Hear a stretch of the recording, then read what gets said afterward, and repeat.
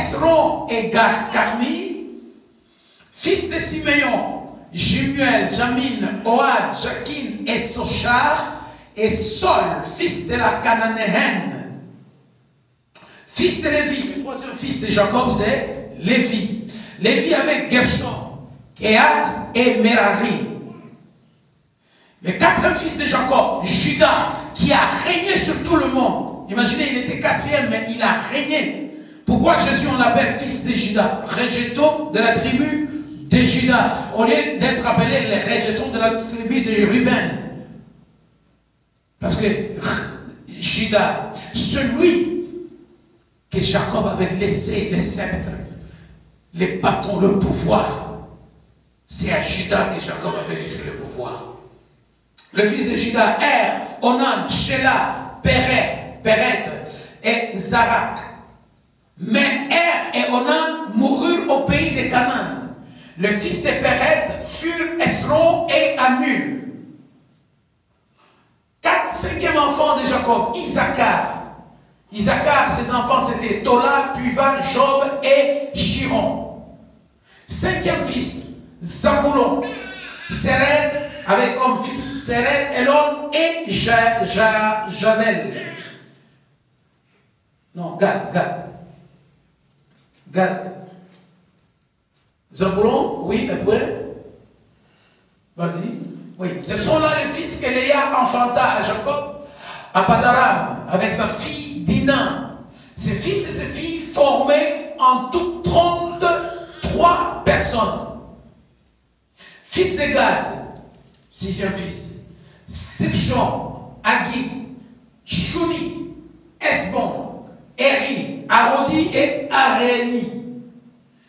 Fils d'Aser, le septième, Jimna, Jifshi, caramba, ce sont des noms compliqués. Jivvi, et Beria et Séra, leurs sœurs. Et les fils de Beria étaient Héber et Malkiel. Ce sont là les fils de Zilpa que Laban avait donné à Léa, sa fille, et elle les enfanta à Jacob. En tout, 16 personnes. Plus le 33. Vous comptez 16 plus 33. Fils de Rachel plutôt, femme de Jacob, Joseph et Benjamin. Il naquit à Joseph au pays d'Égypte, Manassé et Ephraïm, que lui enfanta Asnath, fille de Potiphéra, prêtre d'On. Fils de Benjamin, Béla, Beker, Ashbel, Gera, Naaman, Ei, Rosh, Mupil, Upim et Ad. Ce sont là les fils de Rachel qui naquirent à Jacob en tout 14 personnes. Vous totalisez. Fils de Dan, Ishim. Fils de Nephtali, Japsel, Kini, tout ça.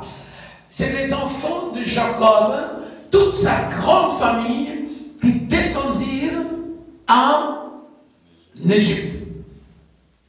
Regardez. Joseph a été vendu par ses frères.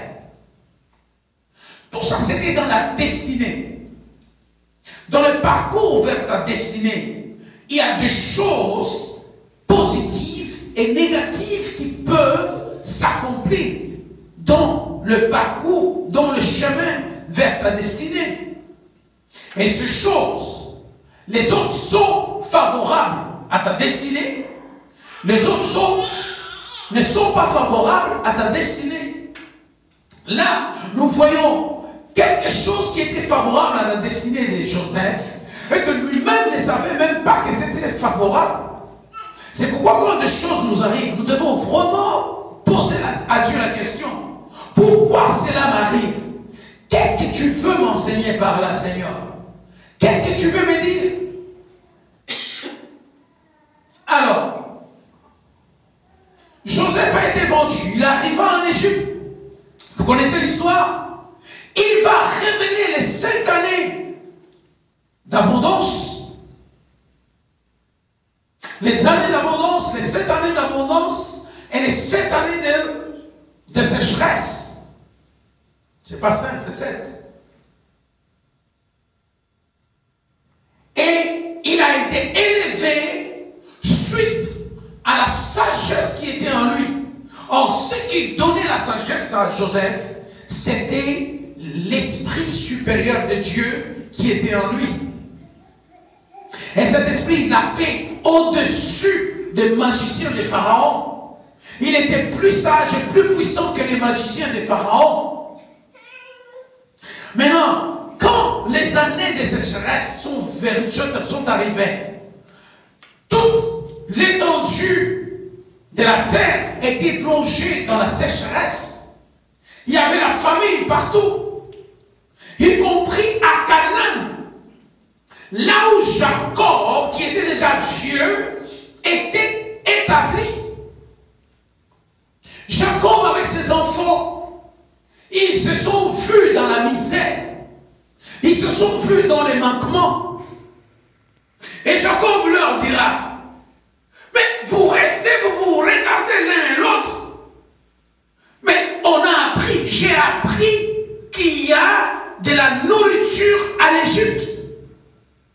J'ai appris qu'il y a une bonne vie en Égypte. J'ai appris qu'il y a de l'ambiance en Égypte. J'ai appris qu'il y a du travail en Égypte. Allez-y, allez nous chercher à manger. Les enfants de Jacob sont partis. Ils ont acheté à manger, ils ont ramené. Ils en ont mangé. Et c'était fini. Jacob les a encore envoyés. Ils sont partis. Ils ont encore acheté à manger. Ils sont rentrés. Finalement, ils ont découvert que celui qui était là, les gouverneurs qui étaient là, c'était leur frère Joseph qu'ils avaient vendu et qu'ils avaient menti à leur père qu'il était mort. Quand ils lui ont dit que Joseph est en vie, Jacob voulait aller auprès de Joseph. Or, Joseph était en vie, mais en Égypte. Quelque part, Dieu interdit la descente en Égypte. Il dit, maudit celui qui descend en Égypte. Regardez, les termes, l'expression ne dit pas aller en Égypte. L'expression dit descendre en Égypte. L'expression ne dit pas qu'ils ont quitté l'Égypte. L'expression dit ils montèrent de l'Égypte. Ils montèrent de l'Égypte, c'est-à-dire quitter l'Égypte. Quand ils sont partis, la Bible dit ils sont descendus. Malheur à l'homme qui va chercher les secours en Égypte. Dieu dit les chevaux d'Égyptiens, ce n'est que des animaux. Ils ne peuvent pas donner le secours. Dieu a interdit les gens d'aller chercher les secours en Égypte. Mais Jacob a appris qu'il y a de la nourriture. Il avait mal parce qu'il avait ses enfants. Il avait ses petits-fils, ses petites-filles qui croupissaient dans la famine, dans la misère. C'est que Jacob a eu une bonne pensée de chercher un avenir pour ses enfants. Mais, je dis ben, mais, la conséquence, la répercussion de cette bonne pensée, Jacob en ignorait. Vous pouvez faire une chose aujourd'hui. Vous voyez qu'il y a un intérêt pour votre vie, mais pesez les conséquences qui vont en découler. Quelles seront les répercussions? Quelles seront les conséquences?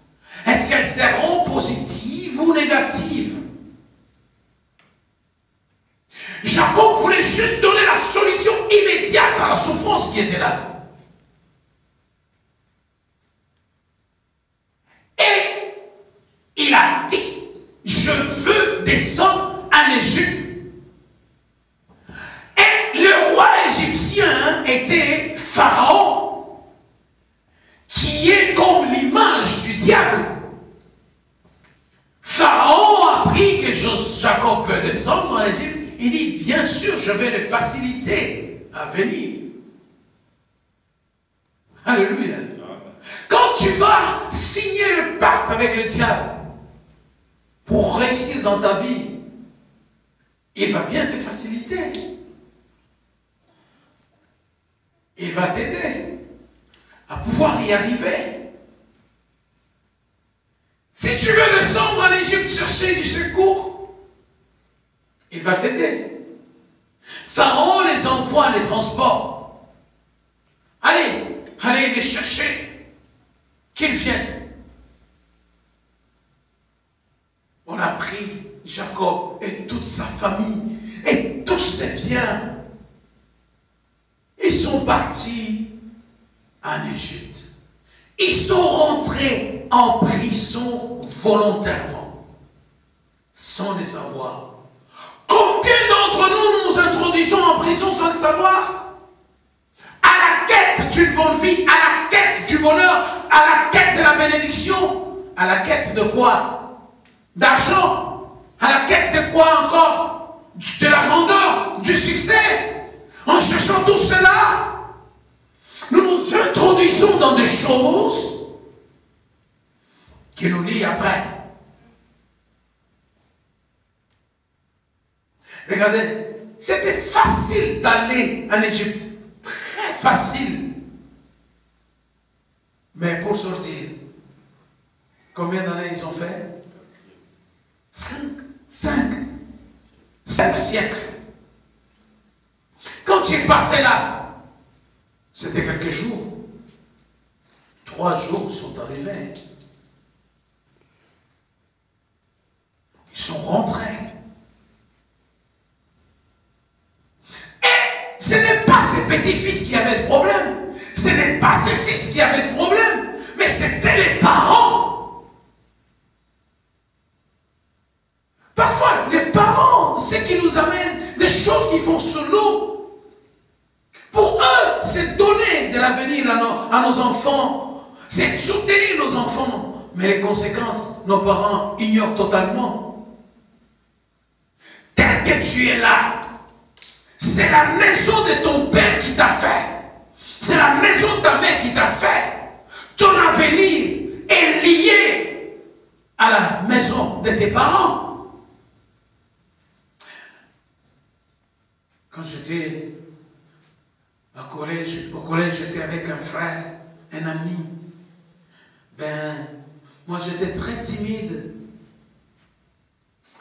Et à côté, il y avait un lycée. Et on était souvent en contact avec des filles au lycée. Et presque tous les collégiens avaient des copines lycéennes. Moi, je n'en avais pas. Et je ne les évitais pas. Parfois, elles venaient me chercher, les filles venaient pour qu'on crée une relation, une amitié. Oui, normal, on pouvait les créer. Et je n'étais pas abordable, mais on m'abordait. J'attendais que la fille m'aborde. Et si aucune fille m'aborde, je n'abordais personne. Je restais en retrait. Et il y avait certaines filles qui m'avaient abordé, que je me suis laissé, qu'on parlait, on a eu des amitiés. Mais moi, j'avais un ami qui était le fils d'un général à l'époque. Imaginez, un général noir à l'époque, c'était difficile, mais son père était un général. Il n'était pas intelligent, mais il était très influent quand il venait à l'école. Cette fille fouillait les filles. Il fouillait les filles. Il ne voulait pas être en contact avec les filles.